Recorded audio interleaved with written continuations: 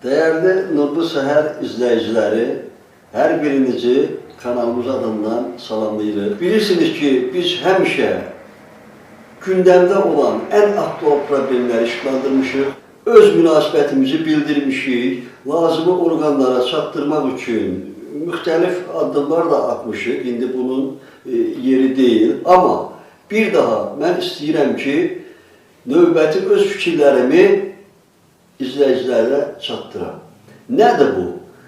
Bilirsiniz ki, hər sahənin özünün aparıcı qüvvələri var, təşkilatlar var. Ən azından bizim seçilən deputatlarımız hər biri 40-50 min ən azı seçicini təmsil edir. İnsanların gözləntisi nədir?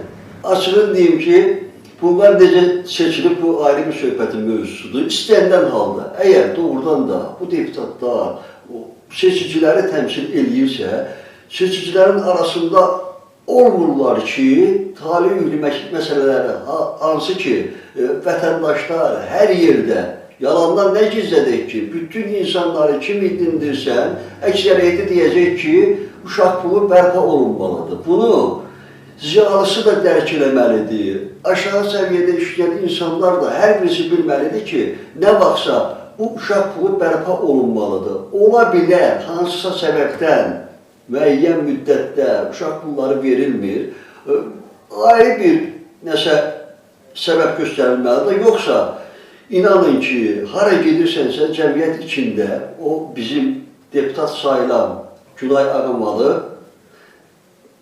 danışdıqlarını dinləyəndə dəhşətə gəlirsən. Bu, nə seçicilərin sözü deyil, ya normal bir deputatın, millət vəkilinin sözü deyil. O, millət vəkili, istənilən millət vəkili əksinə cəhd eləməlidir ki, hansı yollar varsa, bilirsə ki, bu yolla uşaq pulu bərpa olunsa daha yaxşı olar. Bu formada ən azından ifadə etsə yenə dəxtiyarıdır. Pulu məsələsi bugün gündəliyə gələrsə və tətbiq olunarsa, bəs düşünmürsünüzmü ki, valideynlərdən bu şəkildə bir asılılıq mı və yaxud da ki, həm də bir tənbəllik mi yarada bilər? Yəni, insanlar fikirləşəcəklər ki, dövlət mənə uşaq pulu verir, mən artıq işləməyim. Yəni, bunun özü də doğru bir yanaşma deyil. İnsanları bu şəkildə əməyə alışdırmaq lazımdır. İnsanları nələrdənsə asılı vəziyyətə salınması üçün yəni, imkanlar yaradılmamalıdır. Amma dediyim kimi, hal-hazırda günümüzdə digər bir adı altında sosial müavinatlar verilir və bilirsiniz ki, şərtlər də bir o qədər də çətin şərtlər deyil. Tələb olunan odur ki, valideynlər, əgər körpə uşaq varsa ailədə, ananın işləməsi önəmli deyil. 8 yaşına qədər səhv etmirəmsə, olan ailələrə bir atanın işləməsi kifayət edir və bu da normaldır. Üzr istəyirəm və real yanaşmadır. Ona görə ki, atalar... Yetmir. Xahiş edirəm, icazə verin, mən fikrimi tamamlayım. Və bu şəkildə atanın da evdə otursun, ancaq uşaq pulu alsın yanaşması da mənim fikrimə görə və qənaətimcə doğru deyil. Hələ bu millət vəkili bilmir ki, 8 yaşına qədər deyir ki, ata, ana kimsə işləyirsə, hesab olunur ki, ailənin lazım olan ehtiyaclarını ödəyir, buna görə də lazım olmur. Əksinə, işləməyən, adı işlə olmayan valideyn, hər hansı biri işlə deyirsə, o uşağa sosial yardım verilirmi? Hələ bu millət vəkili bunu dərk eləmir. Bu bir. İkincisi də ki, o tənbəllik eləyər deyir, əgər uşaq pulu verilsə nədir?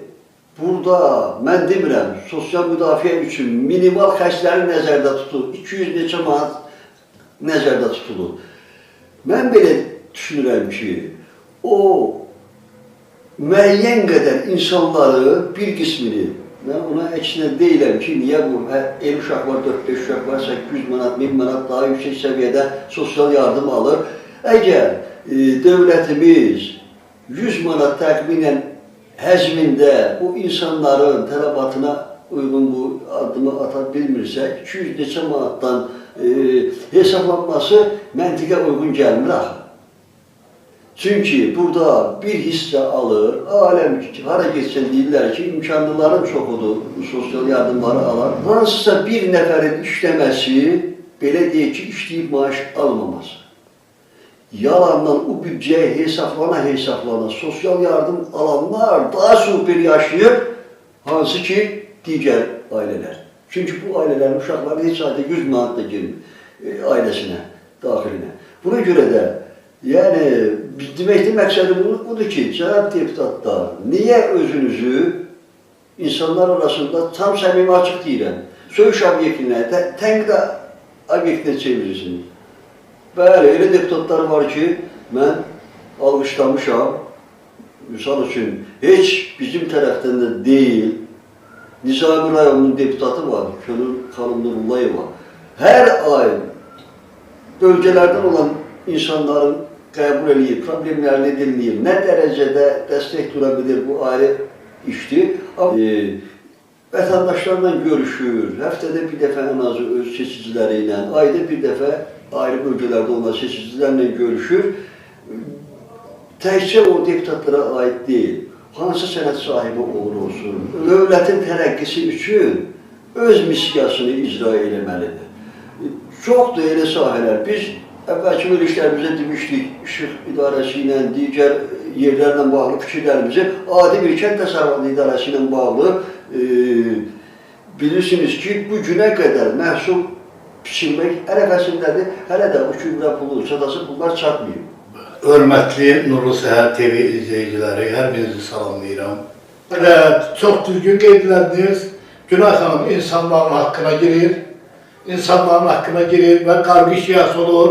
İnsanlar bunu düzgün qəbul eləmirlər. Həqiqətən də bu insanların haqqına girmək deyil, bu özünə söyüş qazanmaqdır.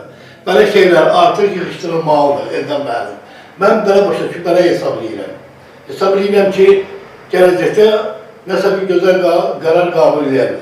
Olsun eldən mənim, olsun kömrə pulu verilməməsi, Kənd Təsərrüfatı Nazirliyinə əhalinin müraciəti elə Kənd Təsərrüfatı Nazirliyinə baxılmır, ümumiyyətlə Təhsil Nazirliyindəki haqsızlıqlar, ədalətsizliklər, o insanların ona müraciətləri, bax, bunların heç birinə baxılmır, heç birə həvəsdə elə töküntü qarşıda yığılıb qalıb, bu məsələ bundan ibarətdir.